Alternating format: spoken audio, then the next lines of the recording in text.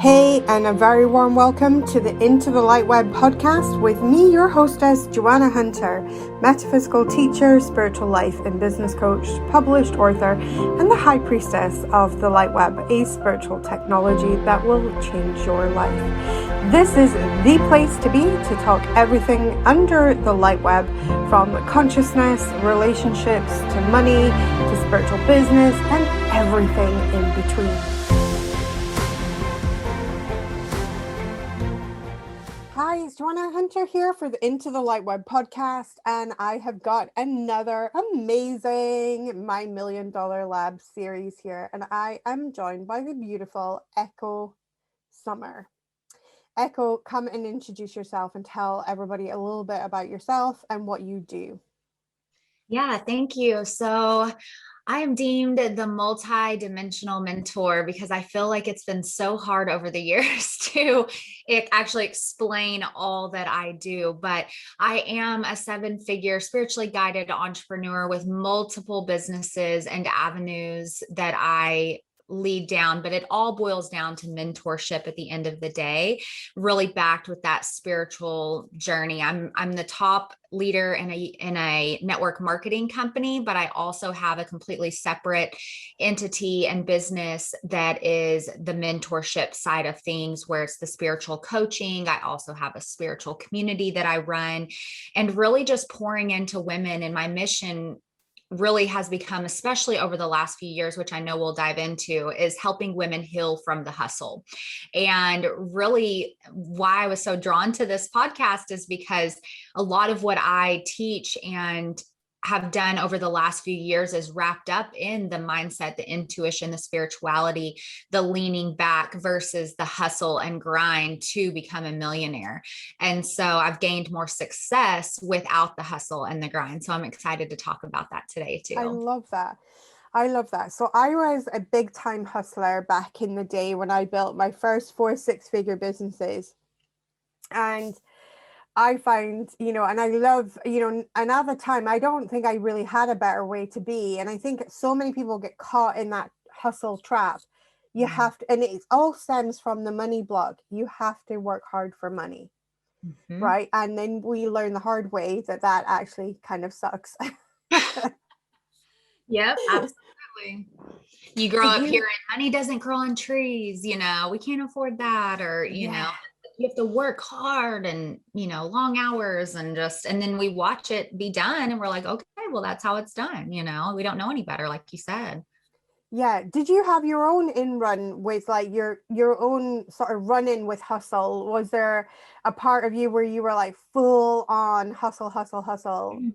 Yes, without a doubt. And I think that's what really sent me into the last 4 years of my life, depending on when anybody listens to this. But I feel like I was born to be, and like raised to be, and programmed to be a hustler, in the sense that I grew up very poor and,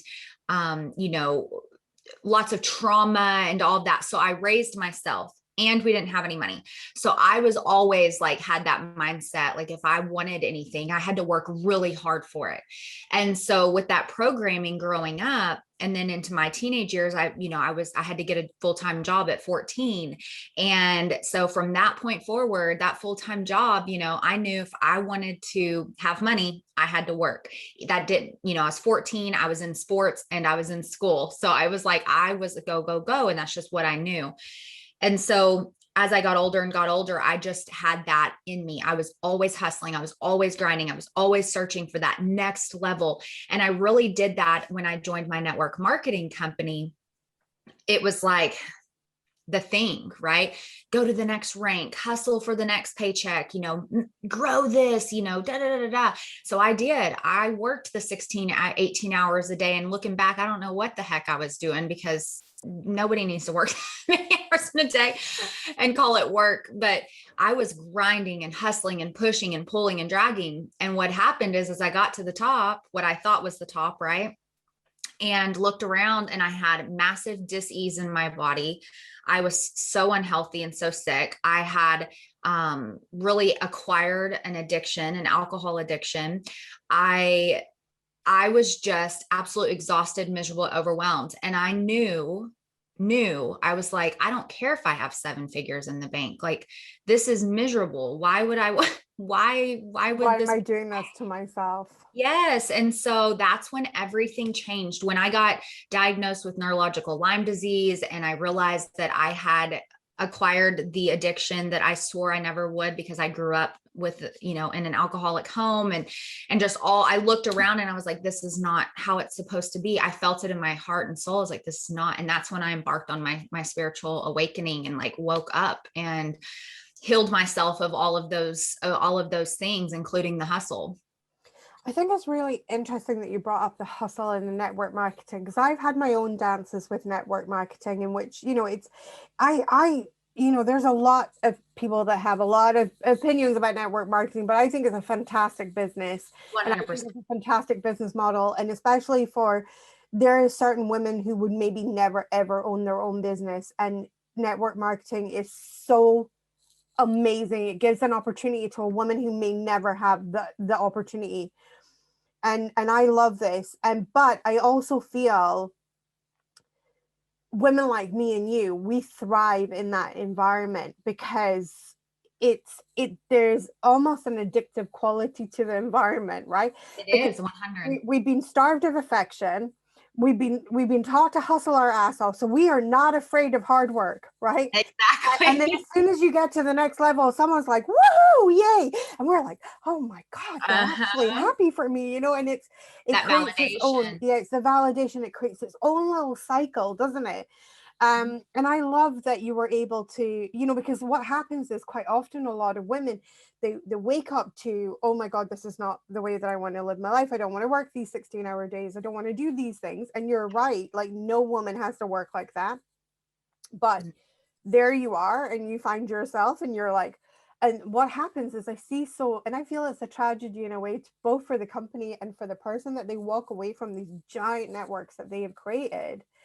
And what I love is that you were able to pivot while still in that. Yes, and that's a huge piece that I wanted to talk about is I have seen that exactly what you just said. I mean, I've had friends walk away from the company that we're in, and not because, I mean, I'm really grateful, number one, that the company I'm with like is in spiritual alignment with what I do, like what I'm aligned to. Mm-hmm. If it would have been a product or a company that like was completely out of alignment, of course I couldn't fulfill that, but it is in alignment. But you're right. We have over 250,000 people in our organization. And I couldn't imagine walking away obviously I don't care for each individual human, but like having that container and like taking those leaders and loving on them. But what I was able to do, which I think is, to your point, is I simply shifted how I ran my business. I really started with myself and then moved through that. But now what I love about it is, with my network marketing business, I've created a whole other hub where now what I do is I intimately work with all of the spiritual woo-woo women leaders that are in my organization, in a way that they're in alignment. They're staying in the flow. They're staying out of that hustle mode, but growing these beautiful businesses that accentuate their spiritually guided other businesses. So they're using it just to diversify their income, diversify their portfolio, and not having that stress of this has to be everything in your life. That's all you can do. That's all you can focus on. You have to like put, all these hours into this. It's more of like a beautiful accent piece that provides beautiful rewards for them. But staying in that spiritual alignment, instead of just going, nope, I can't do it, and walking away, I just shifted things. And I think that's that Yeah, and mindset I piece. love that, because I think so many people, it's not a case of that they can't shift, it's that they just don't know how. They don't know how to navigate that, because it's so difficult. Because when you've been in one way, I mean, I walked away from my business. I hit a huge burnout. I had built it was a startup business. I built it from scratch. I built it to £500,000, which is about $750,000 a year turnover. And I walked away because I could not see a way that I could continue that business that was literally needing me to hustle every single day of my life and live in the way that I wanted to live. And I think, had I maybe had better tools back then, I probably could have kept the business and kept it going and everything, but I didn't. And I'm glad in a way how everything has unfolded, but I think it takes a lot of courage to change when you change the rules halfway through the game. It takes a lot of courage. Oh, yeah. And then and then you also, the mindset piece, you have to have that confidence in yourself too, because, if I think about it, I've been with my company for almost 7 years now. And the people that have been with me from the beginning, I've seen all, like, my leaders are like, you're a completely different human being. And I'm like, I know, it feels like it, so it's a totally different way that I lead, and I coach and I mentor, and I, all of these things I share when I talk about the business. It's a completely different, like, 360 versus how I used to be, where I was the leader that was the no excuses, you're going to get it done, and we just going to do this, and this is how you do it. And I was like, I had that tough girl, and that was programming that I had to heal. And now it's just we're more successful. We're breaking, just not the company, but just our organization is doing over $10 million a month. And so it's just like mind blowing. And through all the way of the world, we've exponentially grown. And so I'm here as a testament, I think, too. And that's kind of what my mission has become, is that you can heal from the hustle. And I'm more successful now that I've stopped hustling than I was when I was in the hustle. And I'm happy and I'm healthy and I'm, all of these things that I didn't see as a way for me. Like, I thought that my life, I'm, sober. I don't, I haven't drank in over 3 years, and things that I, you think you can't heal from, and you can. And that, I feel like that's become a truly deep message for me and mission in my life. I love that. I've definitely become more successful since I've given up my dance with the hustle. I now have a saying in my business, which is, hustle is for people who don't know how to flow. Ooh, I love that. That's beautiful. It's so true, right? Because I didn't know how to flow back in the day, and now I know how to flow with energy, and it's no longer the pushing the boulder up the hill. Oh, absolutely. It's such a pivotal shift for, if we can help, and I know you're on the same mission, if we can help switch that for people, and like, but it starts with us, right? We're the proof. Like, we got to embody the work. Of us, you have to embody it. You can't just, and I think that's a lot of what I was doing before too, is I was missing that embodiment piece and the hustle. Like, I was hustling and I was embodying the hustle, but like, I would tell people, like, randomly, it's okay to rest. And then I wasn't, I wasn't resting, or I wasn't taking it off, I love that. So take us through your sort of, take us through the kind of, I would imagine that there must have been a bit of a dark night of the soul when everything started coming up in your face and you realize, I cannot live like this forever. Like, the idea of living in that hustle for like, that was my pivotal moment, was like, the idea to do it for another year felt ugh, but the idea to do it for another 5 years or even 10 years was just like full body shudder. And I was like, everything in my whole body was like, no. So as you were confronted with, there's got to be a better way, what take us through that a little bit of what happened for you and how that kind of came into your life a little bit. Yeah. So it truly was, I think, I just felt like it all fell into my lap, so to speak, at the same time. Like, we had reached this top rank in our company, and I looked around and literally had all these people celebrating, which my ego loved, and it was like, oh yeah, now we're this and we're that, and all these labels that now, like, truly don't resonate, aren't like super important. But I looked around and I was like, well, this is cool, but my whole body hurts. That's right around the same time that I was, like I said, diagnosed with neurological Lyme disease, which since then I've healed myself of that. And I know what exactly that was energetically. I looked around and I was drinking a lot. I wasn't happy. And it was all at once. I feel like that it just all fell on me. And I was like, whoa. And I had a vision one night, and I fell asleep and I had a vision. And as I was coming out of my slumber, and it was me climbing up the side of a volcano, and the volcano was bubbling, right? And it was really hot. And I was getting up to the top of this, and I was climbing this mountain, and then or this volcano, but then it flashed to a mountain where I had this valence up, where I thought I was climbing this beautiful mountain, right? And then it would flash back to the volcano, and I'd be hot, and it was like bubbling out, right? And I was like, oh my gosh, I'm not really climbing this beautiful like Himalayan mountain. I'm climbing a volcano. And if I keep climbing to this top of this bubbling volcano, in the vision, I'm going to die. I literally was like in such mental, emotional, and physical despair in my real life that in that vision, I was like, wow, I have a huge valence over what this success looks like. Right. And I thought I was climbing this beautiful mountain to the top of what I thought was like going to be all the answers. But really, I was climbing to the top to my despair of this volcano. Wow, that is such a powerful image and vision. Do you know, I love this conversation because I find exactly the same. I'd done everything that they had told me, like they had told me that you need to do in order to be successful. So I had 4 6-figure businesses and multiple 6-figure businesses.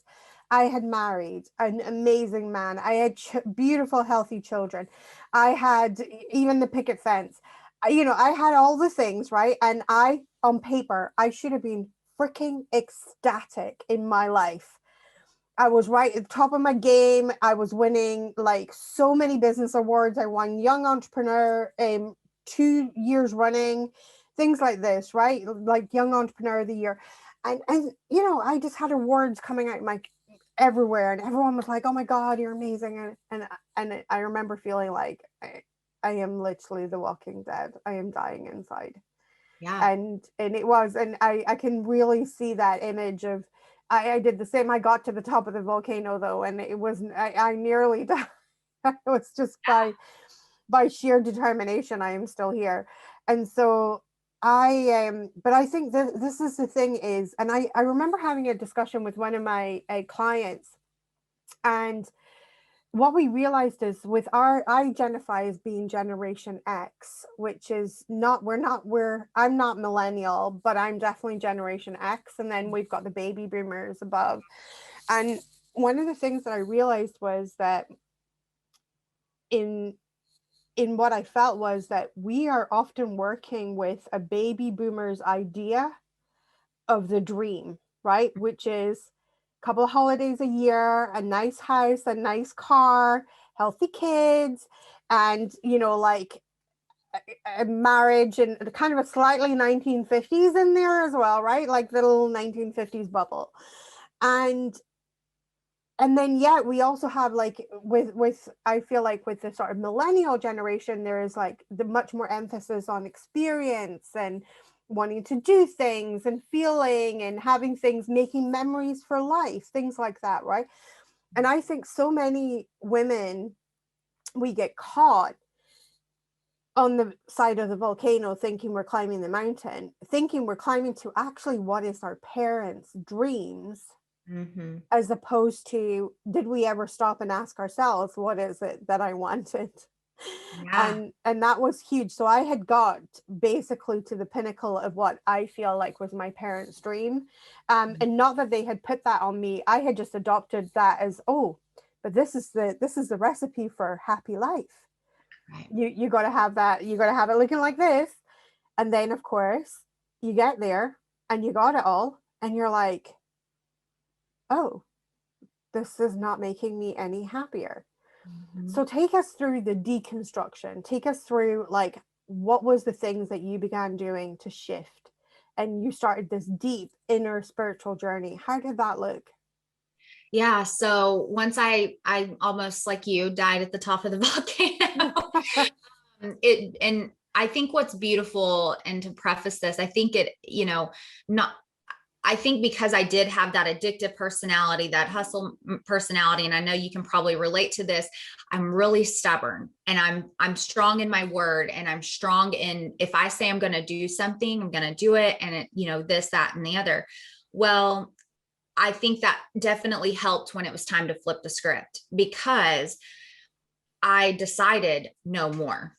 And when I said no more, I was going to do all I could to heal from that, to shift things. And that's what I did. So I started, my path really truly started with energetic healing and the spiritual community that I found. And then of course, like I went on this journey to tap into my own personal power, that then I could be an alchemist and healer for others. And that's what, you know, I love doing, incorporating that into my days now and my mentorship now.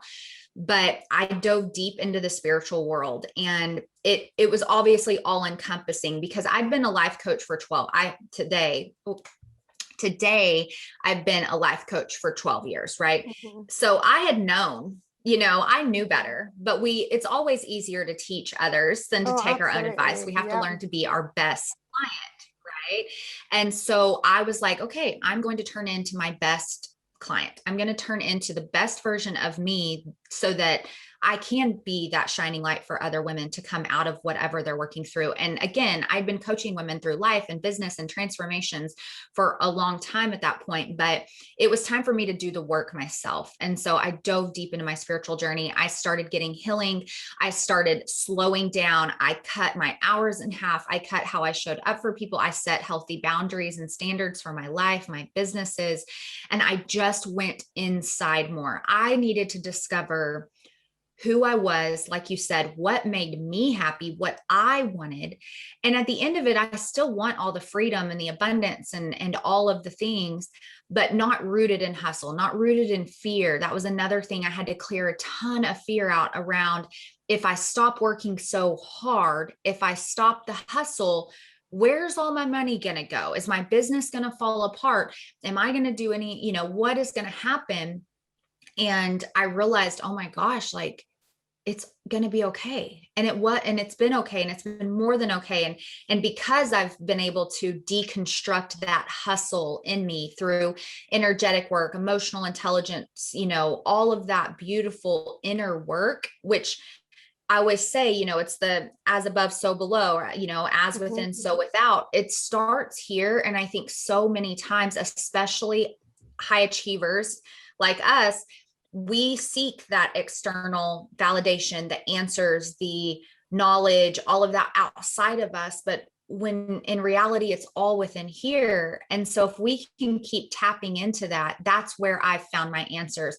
I rarely go to, you know, I have, you know, Melanie and Lair is my mentor and coach. And then I have a business partner that's my business coach for strategy and stuff. But it's very rare that I'm just out there asking for people's advice. You know, I turn inward more now than ever. I don't seek outside validation. I don't seek, you know, this and that every day. I sit with myself first. I come first, which was a huge shifting point for me.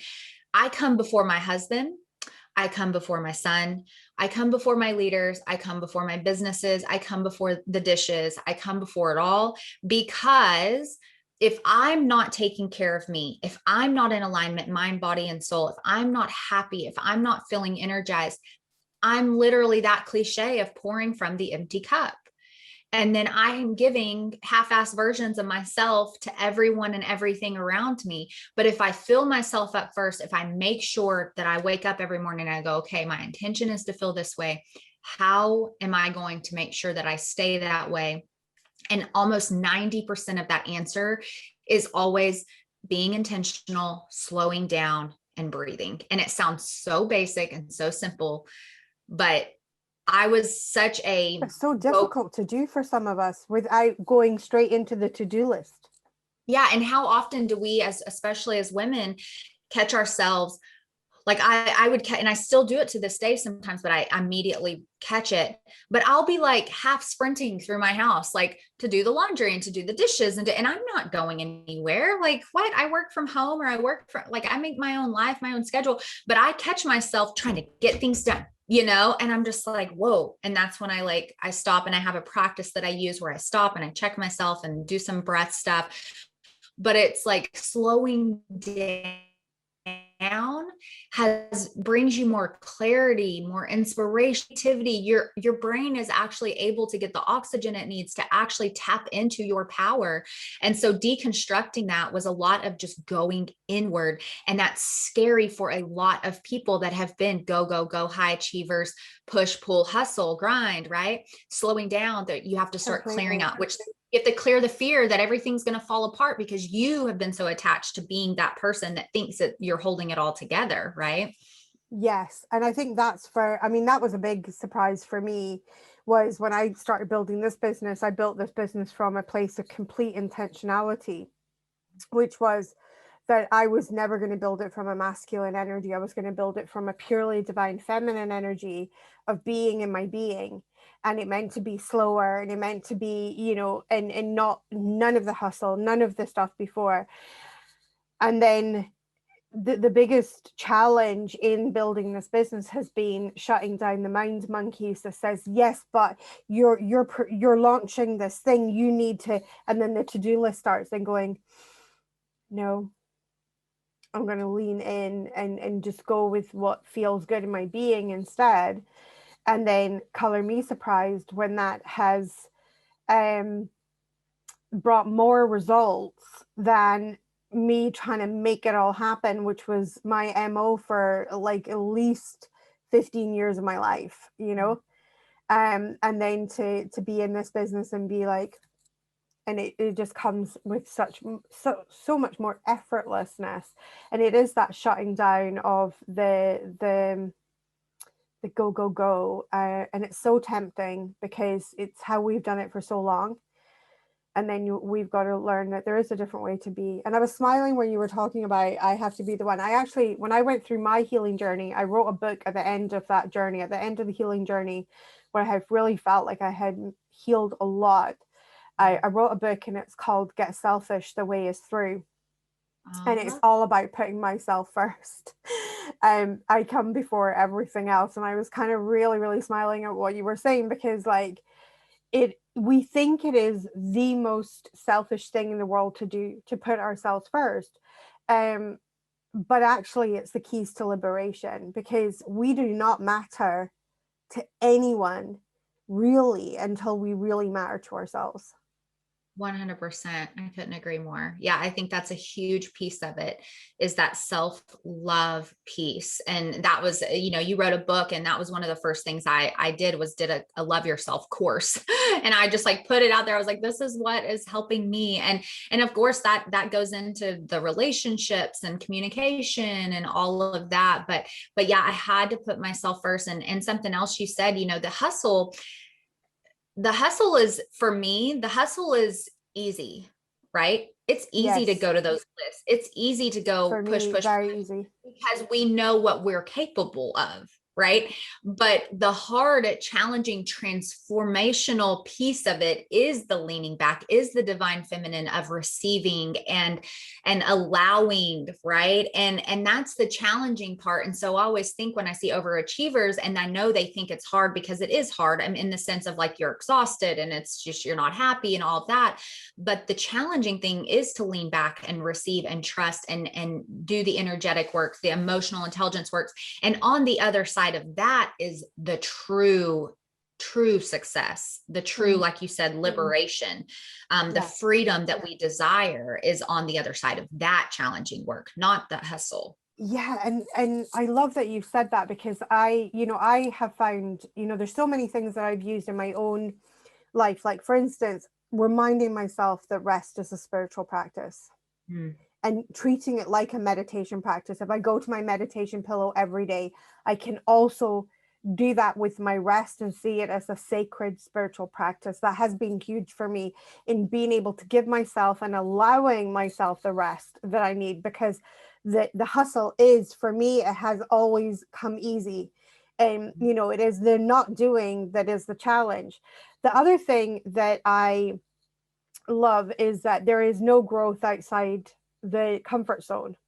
Now, when we think there's no growth outside the comfort zone, in our old way of being, we felt that we needed to hustle extra hard for the discomfort to kick in, right?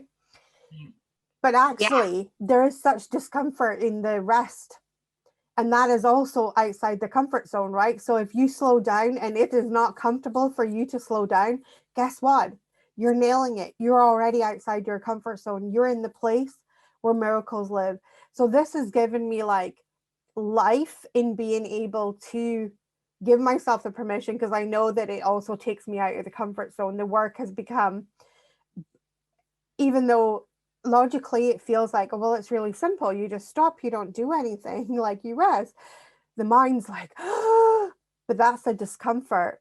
And that means that in me resting, I'm actually outside my comfort zone, which means I'm in the zone where miracles are created. And that has been huge for me in giving myself the permission and allowing. And I think the third piece to this was, I used to love, I was very, very addicted and really, really loved to tell the story.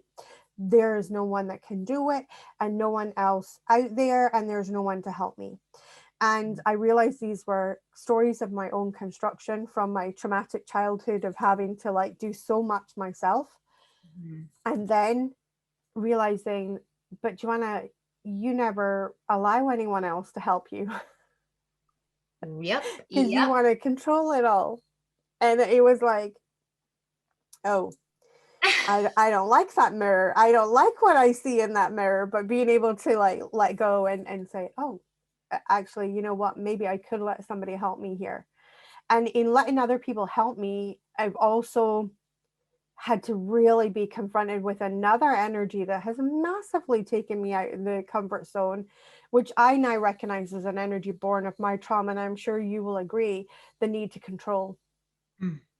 Yeah. Oh, without a doubt. And I think that that was from the traumatic childhoods, right? We did everything we could to control what we could because there was so much out of our control. And I know that's what I teach a lot. It's like I had so much out of control in my life that I would control anything that I could to have security and Yeah. safety in the pockets of time that I could control. And so that obviously equated to ending up being not only the hustle, but the perfectionist that I used to try to be.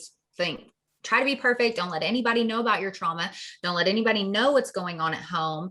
Don't let anybody know that your world is falling apart. And then that came into adulthood too. So while you're hustling and you're doing all these things, or you're feeling sick, you're doing all this, but you got to act like everything's okay and it's the best life ever and da da da da. And it's like inside you're like, no, I hate my life. This is awful. And so that was also what took me on a vulnerability path, because if and as a coach, I knew better, but it still was ingrained in me that so that's when I went down my vulnerability coaching aspect. So I started teaching women on authenticity and vulnerability because I was like, you know what, if I'm feeling this way, there's so many other out there. I know logically that's the case, right? We're never alone. And so that was a big piece of my mentorship and coaching practices, was helping women, and it still is to this day, step into their truth. And with that being said, the truth is not in the hustle, right? The truth is inward. And I loved what you said about the silence, because I also teach and guide people through meditations and meditation practices. And the hardest thing, especially for women like us, which is a majority of women out there, they just don't even realize it. Even if it's the women that aren't building 7-figure, 6-figure businesses, there women I know that are housewives that do no outside work, that are hustling in their house all day, every All day, day, every day. never giving themselves breaks, never having. One of my beautiful best friends, she has a small business that she's flirted with a little bit, but she's mainly has 4 kids, a husband, all the kids are in different sports. And I asked her the other day, I said, when's the last time you just took some time away? And she goes, well, I went in the bedroom for like 2 hours on Sunday. And I was like, okay, no, I'm talking like, when's the last time you got out of the house alone, spent like a whole day to yourself doing nothing but what you want to do? And she was like, never. And I was just like, oh my God. So of course my husband had to have a beautiful like best friend chat with her husband. And like, and then I immediately booked us a hotel room for like 2 weeks from now. But Oh, lovely. and Lovely. I'm just like, but it's not just us that are like entrepreneurs. I feel it's programmed, and you nailed it earlier. I feel like we're meant to be everything, including that 1950s housewife. So not only are the women that aren't entrepreneurs out there hustling in their daily lives with their kids and their husbands and then you've got us who are entrepreneurs that are expected to do the same thing on top of all of that. And it's just like, whoo. So that's the easy thing. The hard thing is going inward. The hard thing is dealing with your trauma. The hard thing is healing your fears. The hard thing is listening to your soul. The hard thing is learning to remove your ego from conversations that you have that are telling you to do the to-do list, to do this, to do that, to have control, when we know control is just an illusion at the end of the day, right? And so it's definitely that whole circle of like coming back to ourselves, getting comfortable. I always say, get comfortable in the silence with yourself. And it's funny though, the overachievers, when that's one of my first pieces of advice, let's practice you slowing down. Let's practice what does getting silent for 5 minutes a day look like for you? Well, I don't want to do that. And I'm like, well, why? Well, I've got too much stuff to do. What if you didn't have too much stuff to do? Well, what would I do? And I'm like, what if you just sat there, did nothing? I could never, like, that's the hardest thing in the world, right? 5 minutes. It's totally out of their comfort zone, completely out of their comfort zone.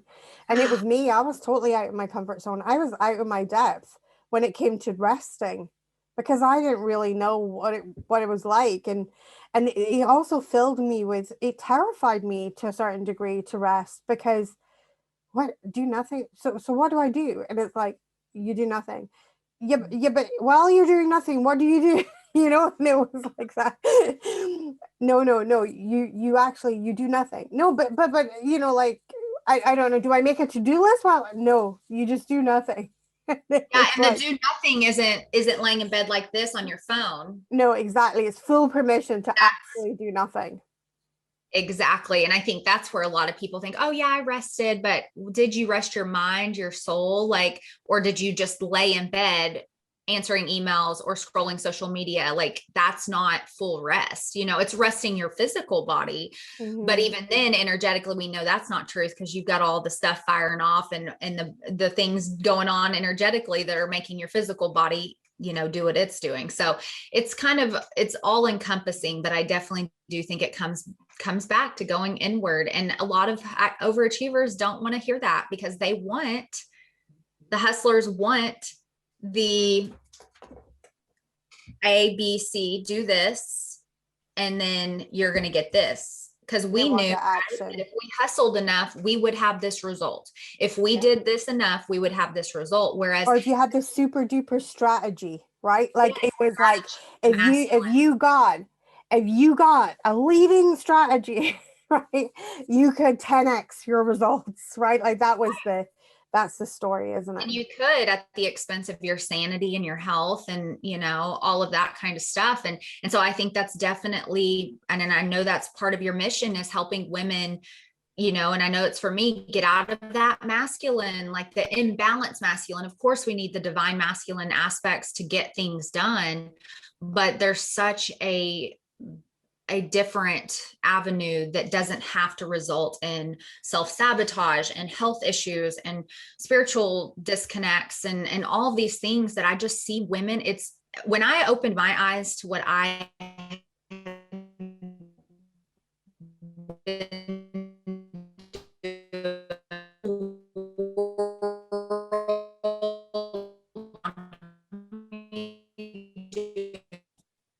especially with, right. I just lost you for a had second. Taught them.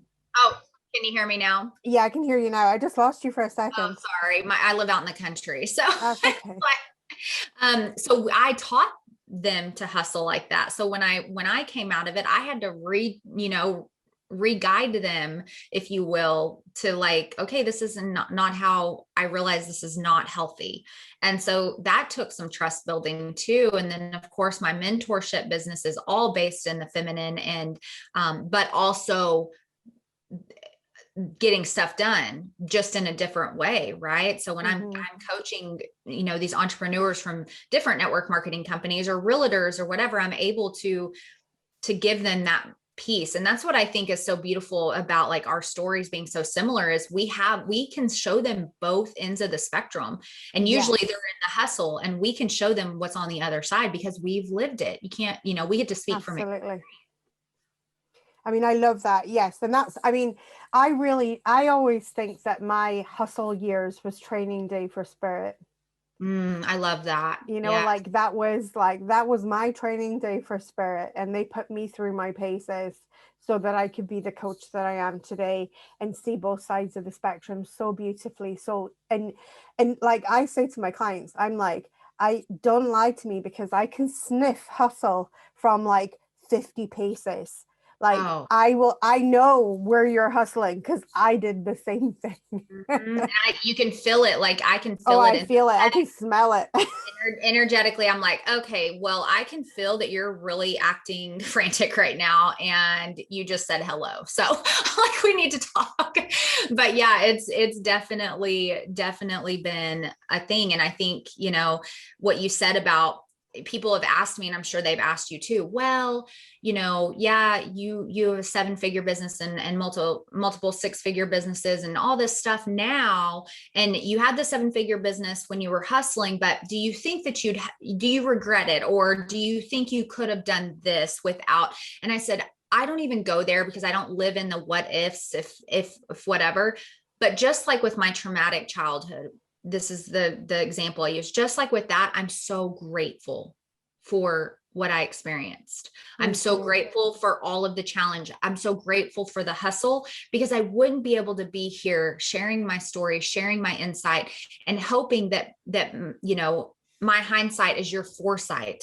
And I wouldn't be able to coach and mentor the way that I do if I hadn't have been through those experiences. And so I don't know what life would look like, but I know what life looks like now. And that's what I'm here to share.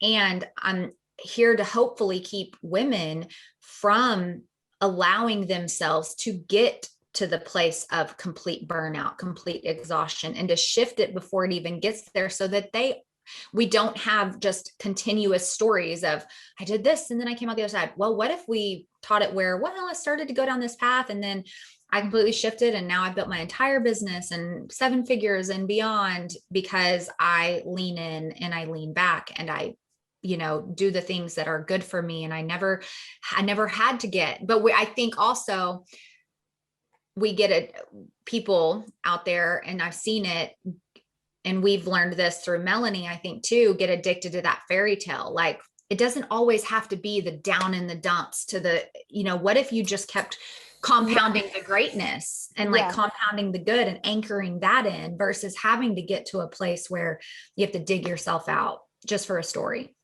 Yes, exactly. Yeah. Yeah. And I hope that my story gives somebody a way easier life than what I had to go through. If my story can stand as the warning label for this is not the way that you do certain things, then I'll be happy. Then my story will have purpose and it will continue serving beyond how it served me. But I feel, this topic of hustle is for me, it's such a juicy topic because, it is definitely part of, I actually feel like it's part of toxic masculinity that we've taken on as women. And, because we see a lot of men like this as well, and they're incredibly stressed trying to do all the things and, and often we see it as women because we see ourselves as the homemakers and things like that as well. But I see a lot of it in men as well, where they're really, really trying to, provide, and they're quite stressed and are kind of trying to come up with different things and stuff. And I think that the being led by your emotional self has been seen as a very dangerous recipe for anything in life. And whereas that is actually the key to leading a fulfilling life, because no one else can think and feel for you. And so if you were relying on some 1950s fairy tale of having the white picket fence, the 2.5 children, a dog, and 2 holidays and a nice car, and that is you think that's your wild ticket to fulfillment, you're going to probably find yourself on the side of a volcano climbing. Yep. And but actually, why not turn inward and listen to that inner emotional landscape that knows the way to your greatness, that knows the way to what is going to feel amazing for you. And I think for me, I think even in my hustle, obviously because I was hustling so hard, and then at the same time I was seeing the results in that world, but they weren't making me any happier. There was this misconception that you couldn't have it all, right? Mhm. There was like always something to come and rain on my parade. And now the way that I work, I really, truly, truly believe, well, first of all, I believe I actually have it all. I really do believe that I feel like I have it all, I have the time to enjoy the success. Is this how you have found, and how you have found it for your clients as well, that they have got the time to enjoy the success and you're enjoying the success? Yes, yes. I think my internet was saying it's unstable again, but okay. So, yeah, absolutely. And I think enjoying the success and then also seeking that gratitude in everything that we have now. Like you said, you have it all. Like we do have it all. And I know that a lot of people don't like this method, but I truly think that something that helped guide me through most of my life and still does to this day on when anything rotten or challenging happens is like perception and looking out and going, you know what, this comes back to gratitude. Look at all of this beauty I have in my life. Look at all of this. And when I didn't, 7 years ago, my husband and I were on the brink of our house being foreclosed on. We were going through a really tragic time in our life and some really rotten things had happened, and we were in financial and emotional and mental and all of this despair.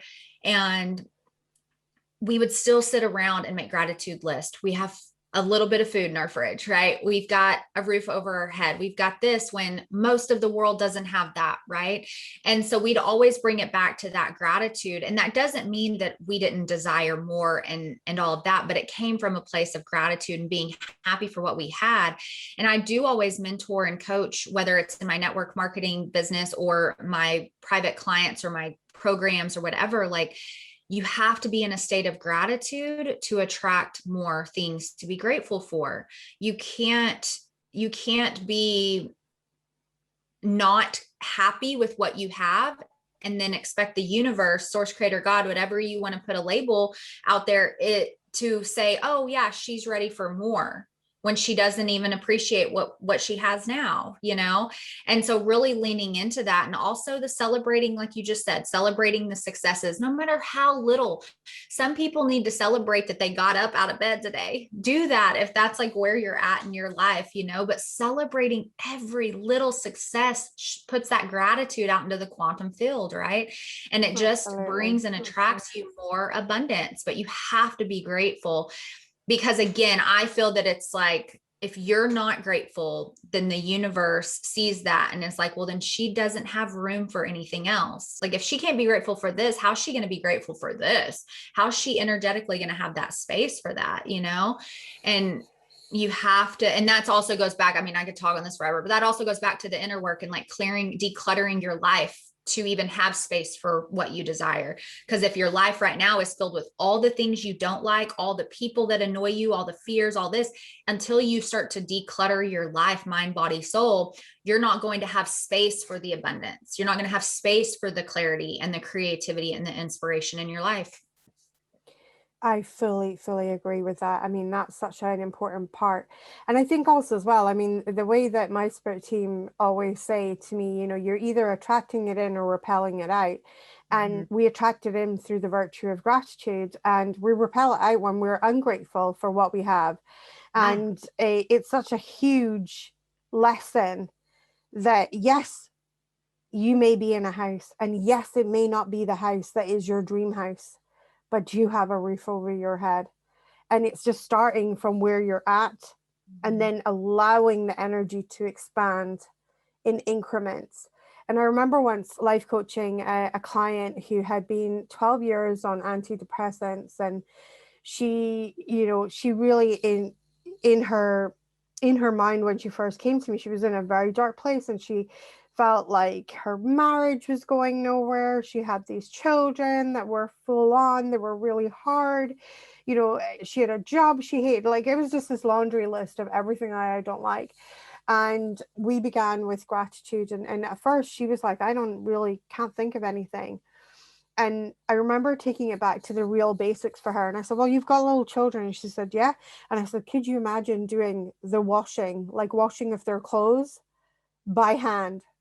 And I says, I bet you're grateful for your washing machine now. And suddenly her eyes just lit up and she went, oh my God, yes, and my tumble dryer. And then, you know, and then she was on a roll. Then it was like, oh, and, you know, and my cooker. And like, she started to realize like all these simple appliances that she saw every day in her life suddenly turned into these like, oh my God, these make my life so much easier. Like, what would life be without these?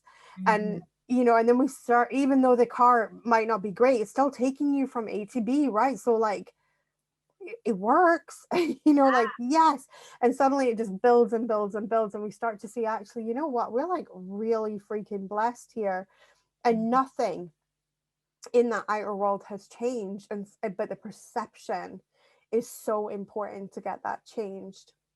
Yeah. But And I always say too, like the simple things of thanking, you know, source creator, God, your healing team, again, whatever labels you assign to anything. But, you know, I always say, people think I'm funny, but if I'm driving and I'm like coming up on a red light and it turns green all of a sudden, I'm like, thank you, more please. Like, I just give gratitude for those little things. And I know that contributes to the abundant life that I live, because I am constantly giving gratitude out into the field and just asking for more, you know, without feeling selfish. Like, I'll take some more green lights. Thank you. Like, you know, just keep calling that in, but also giving it out. It's just so important.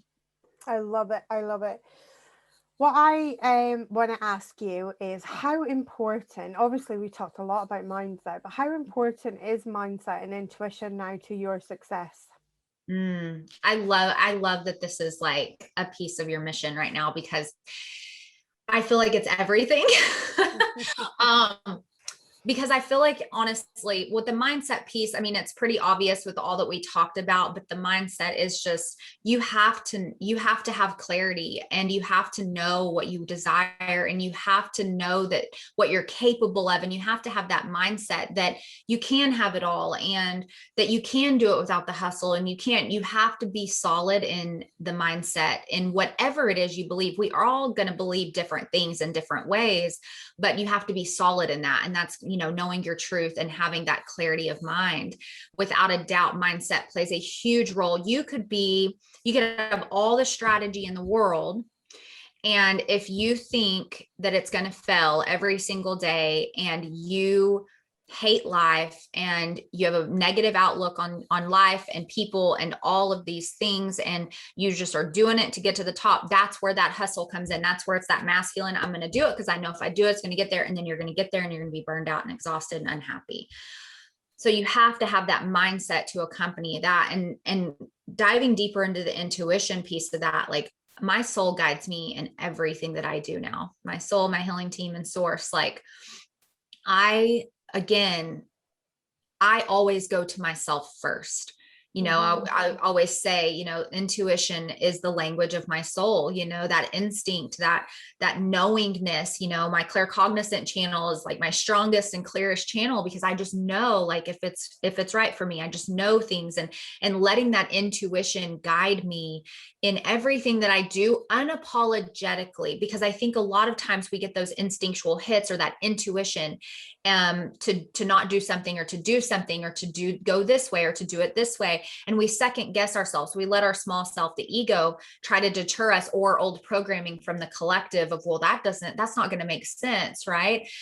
But no, if you stick with your intuition, whether it works out or not, you're going to learn something, and you're going to be following your own truth, because nobody knows you like you know you.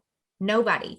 And if you can connect to your essence and your higher self, your soul, and your knowingness, and tap into that language, that intuition, and learn that about yourself, and stop second guessing yourself. And again, the unapologetic, because a lot of people are people pleasers. And I used to be one. So I know I would ignore my intuition just to make sure everybody else was happy, or I'd say yes when I meant no. And then I would be miserable, or I'd have resentment. Right.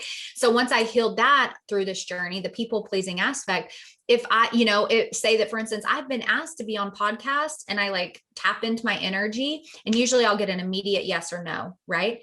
And I've said no. And it's not that I don't like the person. It's not that I'm not in a line, whatever, but it's just not there for me right now. And it's a no. And I have to trust that it's for a reason. And I've had to learn to trust myself in business. And especially like, you and I are similar, like learning to lean back and receive, and trusting, and that my world's not going to fall apart. If I'm not like hustle, grind, go, trusting my intuition that I'm going to be okay. And this is going to be okay. And again, my intuition, the last 4 years, connection with my soul and my healing team and source, like guide me every step of the way. And I love that. I trust my intuition over anyone or anything else in the entire world. I love that. I love that. And it takes, because it makes no logical sense, right? Because it's an inner thing that other people can't see. They're not privy to it. So it's, to some people, you can sound quite insane, and people are like, but on paper, this is the better route. And you're like, there's just something inside, and it's like, nope, nope, nope, nope, nope, nope, nope. And it takes, I think, a next level of trust in oneself. Or when you have people, and I'm sure you've got this too, I'll say, well, I believe this, or I know this to be true for me. I never push my beliefs or anything on anybody else, or this is so, and they're like, well, how do you know that's the right decision for you? Or how do you know? And I'm like, I just know. Like, well, did a book tell you? And I'm like, no, I just know. Like, I just know, And so it's like, sometimes people think you're a little nuts, or that you're insane or whatever. It's like, no, I just know. Like, I just know. I know what's best for me. I know that truth for me. I know what I believe. I know that this will come to fruition. I know. And I think that's where we're lacking, is people, women especially, we don't trust ourselves. We don't trust that intuition because we're so programmed. Before we wrap up, there's something that you just said there, and I really, because this is something that I see again and again when it comes to money. Obviously money is such a hot topic for people, like I really believe that money is one of the greatest spiritual teachers of our time on this planet at this point. Yes. But one of the things is that you get people, and they're worried about, they're worried that they don't have enough money, but then they're also worried about actually having money. And what I really have felt is that there's this idea that money is the root of all evil, that money corrupts, all of these things, right? But really, when it comes down to what I have felt, and I don't know if you want to agree with this or not, so I'm interested to hear what you think, but I feel like all money really comes down to self-trust. Can you trust yourself not to turn into a horrible person when you have a ton of money? Now, the thing is, if you don't know yourself very well, and you're already maybe in turmoil within the self because you don't maybe like yourself very much, then of course, this is a giant freaking question mark that you with money would not necessarily actually be such a good thing for you, because you don't even trust yourself now. You don't have any, right? And then when you get some, are you going to be like, it's like instant a-hole, just add water, it's like, just add money. And I think what it comes down to, the reason why people get so bent out of shape around money and get so worried, is because actually comes down to self-trust. And it's much easier to have money when you trust yourself, and you trust that actually with money, you could be a greater good person. Yeah. And in the hands of good people doing good things is a good. So I think people need to remember that as well. Absolutely. Sorry. Right. I'm freezing up. Hopefully not. And so, but yeah, it's the trust factor, and it accentuates. Money to me is just an energy exchange, but it accentuates who you already are. And so for sure, to attract more abundance, you need to know your truth, which is that inward personal work, that soul work. But if you are an a-hole, you're probably going to be a bigger a-hole because you're going to have that ego attached to Absolutely. that money. But if you're a genuine, loving, good, honest, authentic, integrity driven human being, then you're going to go and give more. That's one of my favorite things. Like, people, I really do think, have this misconception about, 7, 8, 9 figure, whatever earners, that they're just sitting on it in their bank account.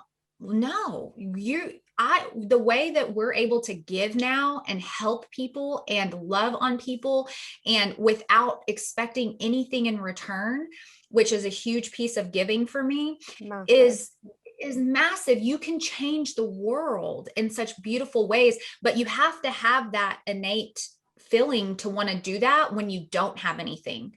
We were giving when we didn't have $100 in our bank account, whether it was time, energy, my husband changing people's tires on the side of the road, which he still does, by the way, I swear, 2 times a week. And so, and I think it has to be that innate, and if it's not innate, you need to like figure out what it is you would want with the money. If it's just to sit on it while it's in a bank account, chances are you aren't going to be attracting too much of it, because money in abundance wants to be played with and, appreciated. Yes, it wants to move. It wants to move. It's energy. And so definitely trusting yourself, and that fear of responsibility, I think too, is a piece of that fear of success. Like, oh my gosh, all this money, that means more taxes. That means a lot more people I'm having to be responsible for. That means whatever it is. And a lot of people don't even know they're fearing success for those reasons. It just is there, and it just blocks them until they uncover and release it. Yeah, I love that. Echo, I have loved every moment of this conversation. So tell people where they can find you on the interwebs. Where do you hang out? And we're going to make sure that we link all your links into the show notes for this. But tell them where they can find you.